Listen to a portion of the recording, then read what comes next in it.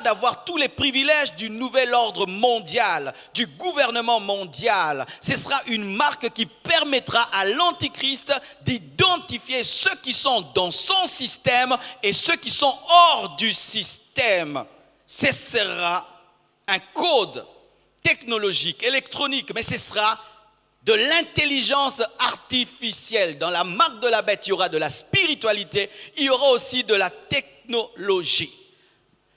La Bible nous dit dans Apocalypse 13, verset 18, « C'est ici la sagesse, que celui qui a de l'intelligence calcule le nombre. Calcule le nombre. Il y aura un nombre dans la marque de la bête, car c'est un nombre d'hommes et son nombre est 666. » Dans l'alphabet hébreu, les lettres sont des chiffres. Donc, lorsqu'on prendra le nom de l'Antichrist et on va calculer les lettres qui sont aussi des chiffres, on tombera sur 666, mais ce nombre sera aussi une marque, et cette marque sera spirituelle, mais elle sera aussi technologique. C'est pourquoi vous remarquez, plus nous allons vers le temps de la fin, la technologie actuelle cherche quoi? À contrôler les hommes, à récolter des données, contrôler, récolter des données, contrôler, récolter des données, localiser où tu es, où ton téléphone se trouve, parce que tu es toujours à côté de ton téléphone. Et chaque fois que tu veux télécharger une application, on te dit, est-ce que tu permets la localisation, tout le temps localisé. Pourquoi? Parce qu'à la fin des temps, par la technologie, on pourra savoir celui qui est marqué et celui qui n'est pas marqué, celui qui adore l'Antichrist et celui qui n'adore pas l'Antichrist. Donc ce sera spirituel, mais ce sera aussi de l'intelligence artificielle, ce sera de la technologie. Alléluia. Troisième caractéristique de la marque de la bête, elle sera une séduction religieuse. Une séduction. Séduction, c'est lorsque l'intelligence est utilisée dans le mal. C'est lorsque on te fait croire une chose, mais derrière il y a une autre. Pourquoi elle sera une séduction religieuse? Parce qu'elle sera promulguée par un faux prophète, c'est-à-dire par un faux serviteur de Dieu qui fera croire les hommes pendant un temps qu'il est serviteur de Dieu alors qu'il est serviteur du diable. Il fera des miracles et des prodiges afin de pousser les hommes à adorer l'Antichrist. Il se présentera comme un serviteur de Dieu alors qu'il aura la puissance satanique. Il amènera les hommes vers le diable en se faisant passer pour un instrument de Dieu. Sachez mes frères, que la marque de la bête ne sera pas promulguée par la bête.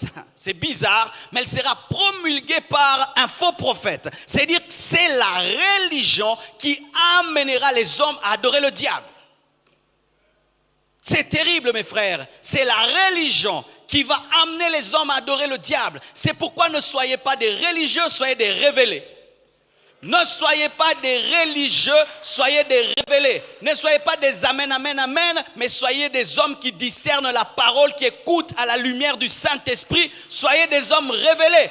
Ne crois pas en une chose parce qu'elle est crue, crois en une chose parce qu'elle est vraie. Alléluia. Et la Bible le confirme dans Apocalypse 13, verset 11. La Bible dit, « Puis je vis monter de la terre une autre bête. » Une autre, donc la première, c'était l'Antichrist, qui avait deux cornes semblables à celles d'un agneau, agneau Jésus, mais qui parlait comme un dragon, c'est ça. Il y a une ressemblance à Jésus-Christ, mais il y a la puissance de Satan. C'est pourquoi ne jugez pas les serviteurs de Dieu sur base de leur apparence, mais sur base de leur vie. Amen. L'apparence de l'agneau, mais la parole du dragon, c'est du diable. Parce que quand tu as l'apparence de l'agneau, tu dois parler comme un agneau. Elle exerçait toute l'autorité de la première bête en sa présence et elle faisait que la terre et ses habitants adoraient la première bête. C'est un faux prophète qui va pousser les hommes à adorer le diable, qui va faire des miracles pour que les hommes adorent le diable et qui va dire aux gens, prenez la marque de l'Antichrist parce que c'est lui le Messie, il est ressuscité. Il va dire, vous savez ça, le faux prophète va dire aux hommes que l'Antichrist est ressuscité et il faut avoir son sceau. Ce sera une séduction religieuse. 2 Thessaloniciens 2 verset 9 le confirme. La Bible dit ceci, L'apparition de cet impie, il s'agit de l'Antichrist, se fera par la puissance de Satan avec toutes sortes de miracles, des signes et des prodiges mensongers. Dites prodiges mensongers. Vous devez savoir, mes frères, qu'il y a des prodiges mensongers. Amen. Déjà, moi, par exemple, je ne crois pas en ces miracles. Un aveugle qui voit pour la première fois, il ne pleure pas. Non, moi, je ne crois pas à ces choses-là. Amen.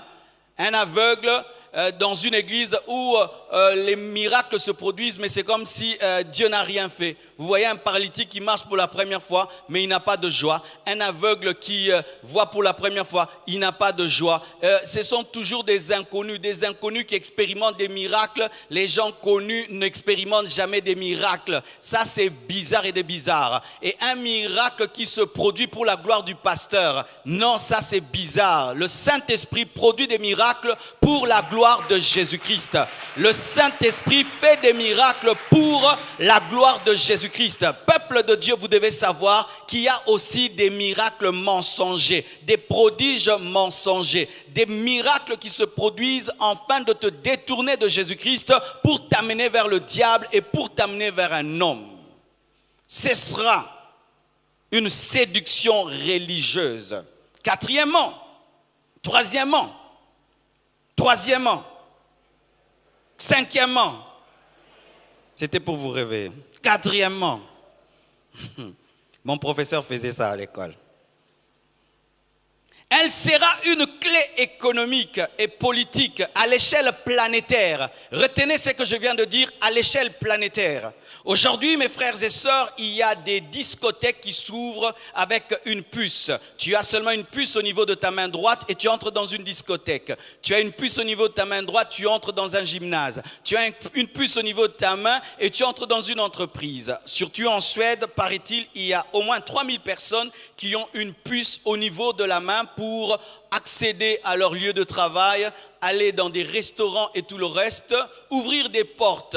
Et il paraît que sur la terre, il y a déjà 100 000 personnes qui ont testé la puce, pas pour adorer le diable, mais seulement parce que c'est de la technologie, comme on essaye un nouveau téléphone, comme on essaye une nouvelle montre, un nouveau parfum. Ils essayent cela et ils disent que c'est super parce que ça ouvre les portes, tu ne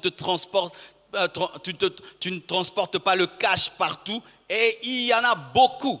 Mais la vraie marque de la bête ne s'arrête pas à la Suède, ne s'arrêtera pas aux États-Unis. Elle sera même au Congo. Ce sera à l'échelle planétaire. Lorsqu'on parle de la vraie marque de la bête, c'est une marque qui est une clé économique, politique et religieuse à l'échelle planétaire.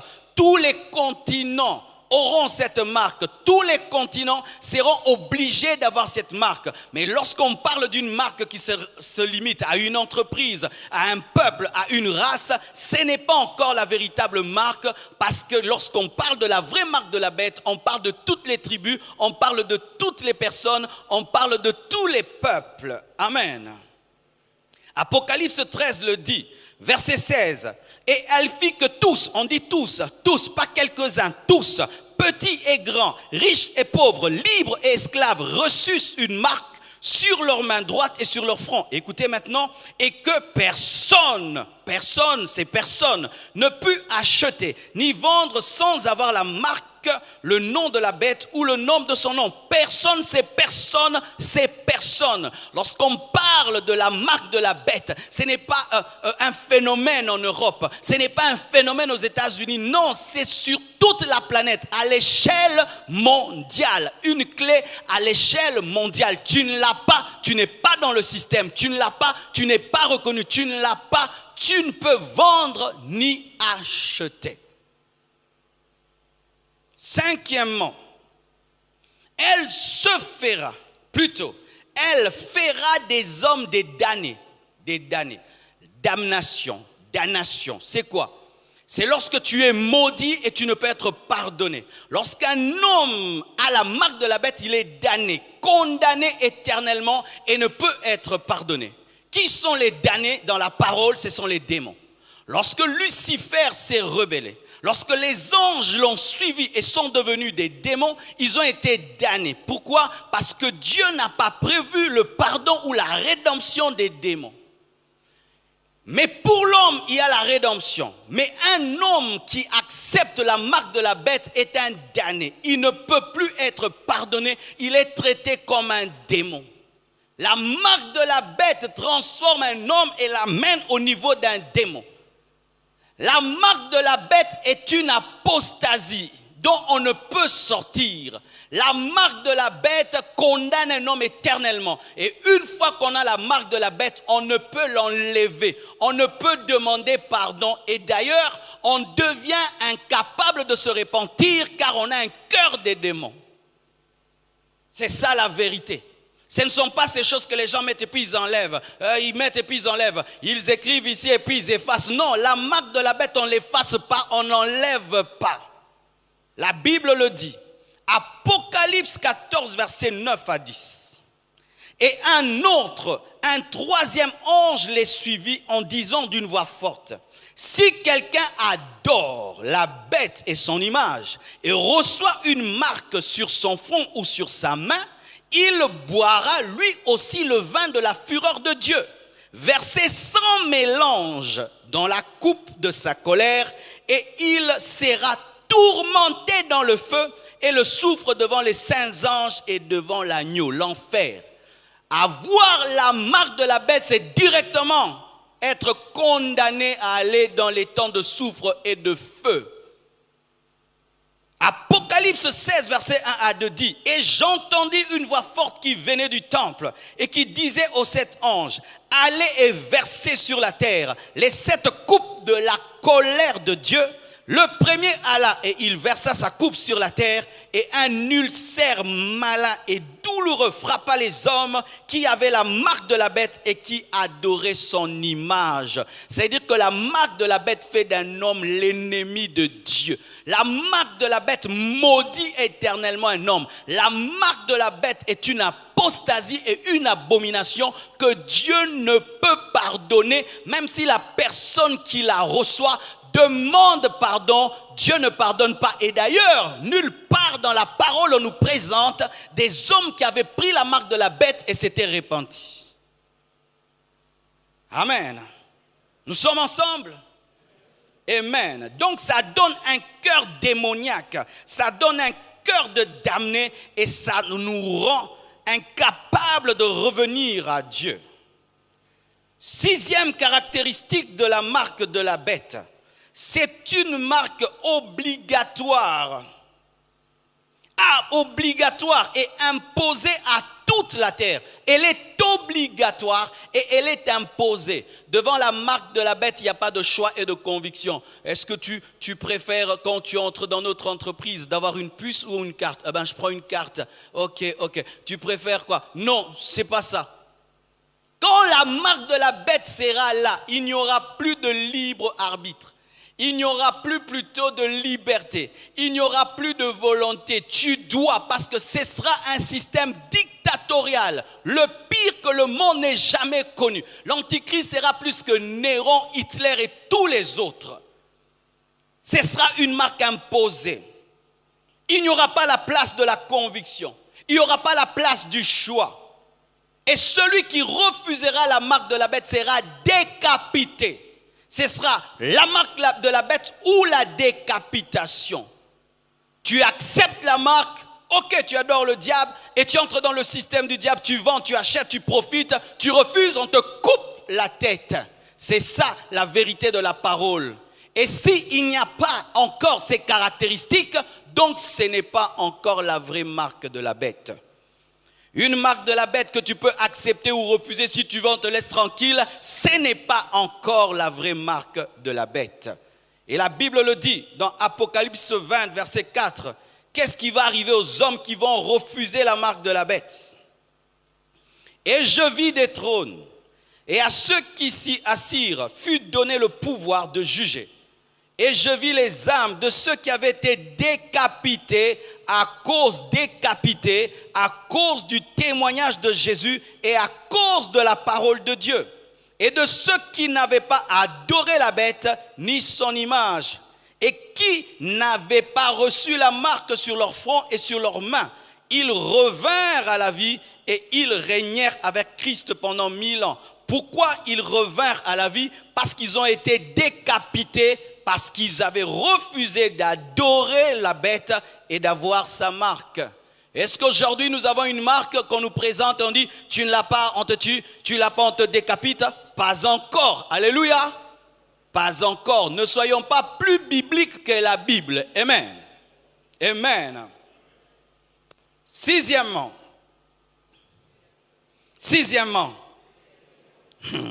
septièmement, dernière caractéristique de la marque de la bête. L'Église n'aura pas à faire face à la vraie marque de la bête, mais à sa préparation.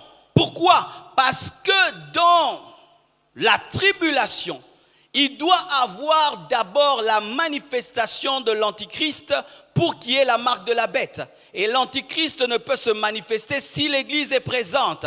Ainsi, mes frères, l'Église ne subira pas la vraie marque de la bête parce que l'Église sera enlevée avant la manifestation de la vraie marque de la bête. L'Église ne connaîtra pas la colère de l'agneau, mais l'Église connaîtra les noces de l'agneau. Alléluia. L'Église ne connaîtra pas le jugement avec les impies, mais l'Église connaîtra la récompense. Mes frères et sœurs, parler de la marque de la bête pendant que l'Église est là, c'est dire que l'Église a raté l'enlèvement. Moi, je n'ai pas raté l'enlèvement. Nous n'avons pas raté l'enlèvement. Nous n'avons pas raté l'enlèvement. Jésus n'est pas encore revenu prendre son église. C'est pourquoi ils doivent continuer à préparer le système, mais ils ne peuvent manifester le système parce que l'église est encore là. Lorsque nous serons enlevés, ils le feront. Mais tant que l'église est présente, la marque de la bête doit attendre. Amen. Donc si on te parle de la vraie marque de la bête pendant que l'église est là, dis, ce n'est pas la parole. Verset biblique. 2 Thessaloniciens 2, versets 6 à 10. La Bible dit ceci. Et maintenant, vous savez, ce qui le retient, il s'agit de l'Antichrist, afin qu'il ne paraisse qu'en son temps. Le diable est un ennemi sous contrôle. Hey. Le diable est un ennemi sous contrôle. Il ne fait pas ce qu'il veut. Si Dieu lui dit, tu te manifestes à 12h, il attendra 12h pile. Tu n'as pas un Satan tout puissant. Satan n'est pas tout puissant. Satan, c'est comme le chien. Vous voyez votre chien là très méchant, que vous enfermez dans votre maison et vous attendez la nuit pour qu'il puisse attraper les voleurs. Même s'il est méchant, il est sous contrôle. Le diable ne fait pas ce qu'il veut sur la terre. Je dis le diable ne fait pas ce qu'il veut sur la terre. Il ne peut pas se manifester par ce qu'il veut, même pour toucher. Oh, donne-moi la main, je vais parler. Pour toucher Job, un seul homme, il devait demander la permission à Dieu. Et maintenant, nous toucher, nous, nombreux comme ça, remplis du Saint-Esprit, il ne va pas demander la permission à Dieu. Donne-moi la main. Pour toucher Job, un seul homme, il fallait qu'il parle. Et Dieu lui dit, ok, tu touches, mais tu ne touches pas son âme. Il le limite. Maintenant, nous qui sommes l'église, Jésus est mort, il est ressuscité. Vous pensez que le diable va faire ce qu'il veut? Non, ce n'est pas le diable qui contrôle la terre, c'est Dieu qui contrôle la terre. Le maître des temps des circonstances, ce n'est pas le diable, c'est l'Éternel des armées. Le diable, c'est un ennemi sous contrôle. Sous contrôle, les Illuminati ne dirigent pas la terre, c'est Dieu qui dirige la terre. Les francs-maçons ne dirigent pas la terre, c'est Dieu qui dirige la terre, c'est Dieu qui dirige la terre, c'est Dieu qui dirige la terre. Ce n'est pas Bill Gates qui dirige le monde, c'est Jésus qui dirige le monde. Ce n'est pas Bill Gates qui dirige le monde, c'est Jésus qui dirige le monde. Coutouillé dans 10 ans au Koufane, vrai ou faux? Pas comme un colo. Vrai ou faux? Moi, pour mon internet. Alléluia. Mes frères et sœurs, la Bible dit ceci. Car le mystère de l'iniquité agit déjà. C'est-à-dire quoi? Le système est déjà mis en place. Dieu permet au mystère de l'iniquité d'agir. Il permet à l'Antichrist de mettre déjà le système. Pourquoi? Parce que directement après que l'église soit enlevée, l'Antichrist doit se manifester. Et 3 ans et demi après l'enlèvement, il devra entrer dans le temple pour se déclarer Dieu et manifester la marque. C'est pourquoi Dieu le laisse préparer, mais Dieu ne lui permet pas de se manifester. Parce qu'il faut que Christ vienne avant lui. Il faut que Christ vienne avant lui. Il faut que Christ vienne avant lui. Lui vient toujours en retard. Il faut que Christ vienne avant lui. Car le mystère de l'iniquité agit déjà. Il faut seulement que celui qui le retient encore ait disparu. Qui le retient? Qui le retient? Qui le retient? Oh non, tu n'as pas bien répondu. Qui le retient? Dis-moi. Oh, qui le retient? Qui le retient? Qui le retient? Qui le retient? Tu es le sel de la terre, tu es la lumière du monde, tu es le sel de la terre, tu es la lumière du monde, tu es le sel de la terre, tu es la lumière du monde, et la marque de la bête ne peut pas se manifester pendant que tu es là. Pourquoi? Tu empêches déjà le propriétaire de la marque de se manifester. Comment sa marque peut se manifester? Si je m'oppose à Mercedes, est-ce que la marque de Mercedes sera là? Si je m'oppose à l'Antichrist, est-ce que sa marque sera là? Sa marque doit attendre que je parte pour qu'il puisse se manifester, parce que je suis l'épouse du roi des rois, du Seigneur des seigneurs. Alléluia! Croire qu'il y a la vraie marque déjà au milieu de nous, c'est remettre en question même le salut. Car la Bible dit qu'il n'y a point de condamnation pour ceux qui sont en Jésus-Christ. Il n'y a point de condamnation. Mes frères, dire que l'Église va passer par la tribulation et vivre la marque de la bête, vous savez que les plaies de la tribulation sont 10 fois plus terribles et graves que les plaies de l'Égypte. Nous ne vivrons pas ça. Alléluia. Alléluia. Acclame le Seigneur.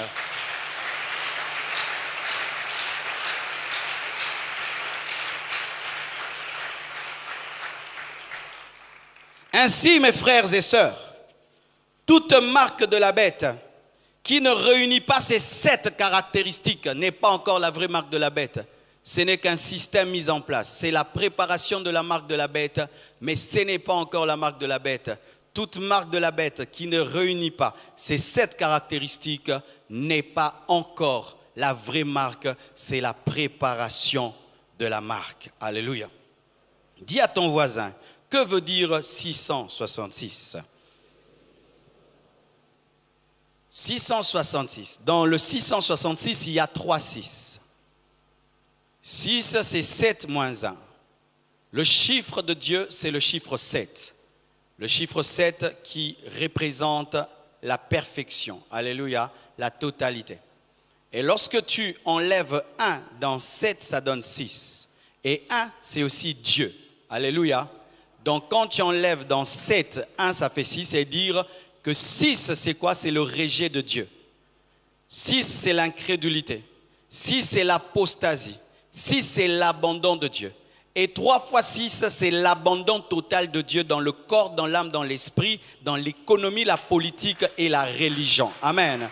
Lorsqu'on parle de 666, c'est dire quoi? C'est le paroxysme du péché. C'est le péché qui a atteint son summum. Le plus haut niveau de la rébellion va se manifester dans l'Antichrist. C'est-à-dire que sur toute la terre, depuis que le monde existait, il n'y a pas eu un homme aussi pécheur que l'Antichrist. C'est pourquoi il est appelé l'impie. L'impie, c'est-à-dire l'homme du péché. L'homme du péché. L'opposé de Christ. Autant Christ est saint, lui il est péché. Autant Christ est amour, lui il est méchanceté. Vous voyez ça? C'est ça l'Antichrist. C'est-à-dire que dans son âme, il rejette Dieu. Dans son corps, il rejette Dieu. Et dans son esprit, il rejette Dieu. C'est le signe de la dépravation humaine qui a atteint son summum. Et le summum du péché sera atteint dans la tribulation. Et il y a un modèle du péché, c'est l'Antichrist, comme Jésus est le modèle de l'obéissance, le modèle de la foi. Mes frères et sœurs, l'Antichrist en soi, c'est la punition de Dieu. Quand l'homme refuse le Christ, Dieu le soumet à l'Antichrist. Quand l'homme refuse la vérité, Dieu le laisse croire au mensonge. Quand tu refuses le 7, Dieu te laisse croire au 6. Mais sachez, mes frères et sœurs, que s'il y a la marque de la bête, il y a aussi la marque de Dieu. S'il y a la marque du diable, il y a aussi la marque de Dieu. Parce que tout ce que le diable fait, il le voit en Dieu et puis il l'imite. Alléluia.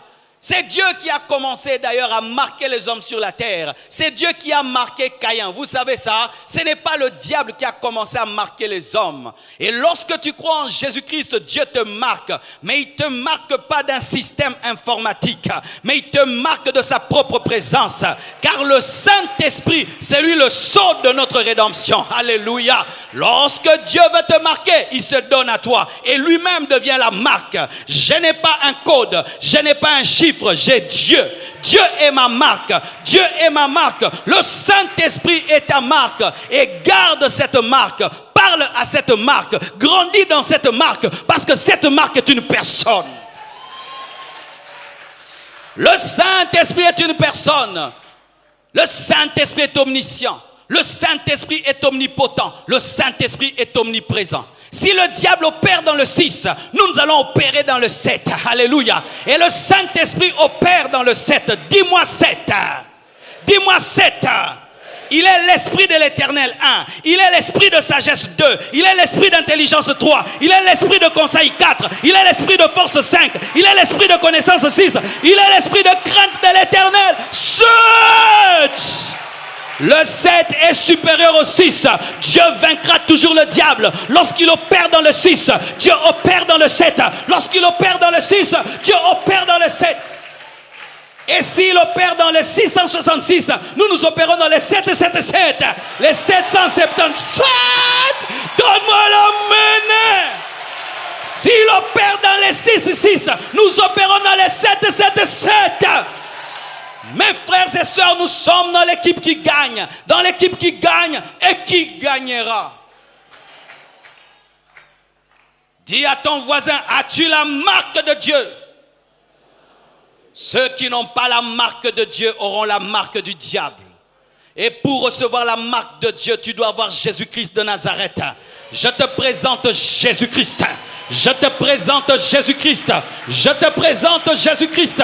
Si tu as Jésus-Christ, le Saint-Esprit viendra dans ta vie. Si tu as Jésus, tu auras la marque de Dieu. Et celui qui a la marque de Dieu, cette marque va l'enlever. Hey!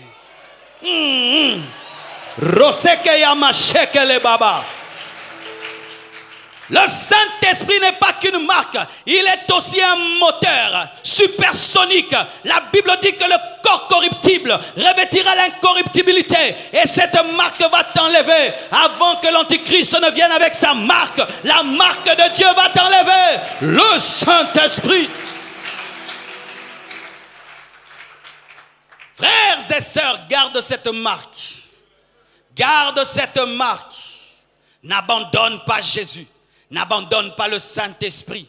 Ne retournez pas à vos anciens péchés. Ne retournez pas.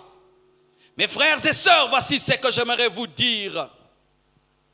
Lorsque les deux marques se rencontrent, la marque de Dieu gagne toujours. Et le diable le sait. C'est pourquoi il t'empêche de croire en Jésus-Christ. Il te permet de venir à l'église, mais il t'empêche de rencontrer Jésus-Christ. Il te permet de rencontrer le pasteur, de rencontrer les protocolaires, mais sans que tu puisses rencontrer Jésus. Il te dit va à l'église, mais ne change pas. Il te dit va à l'église, mais ne pratique pas la parole. Il te dit va à l'église, mais reste tel quel. C'est ce que Pharaon avait proposé à Moïse. Tu peux aller dans le désert, mais tu gardes tes bœufs ici. Tu peux aller à l'église, mais ne change pas. Le Seigneur m'a révélé ceci, mes frères. Vous savez, après l'enlèvement, il y aura un réveil. Oui, si vous ne savez pas. Car un homme ne peut refuser la marque de la bête et accepter la décapitation comme ça.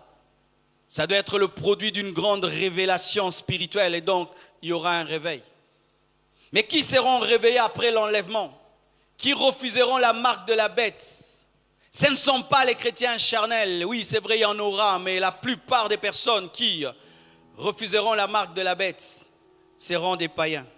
Des païens qui ont raté l'enlèvement et qui vont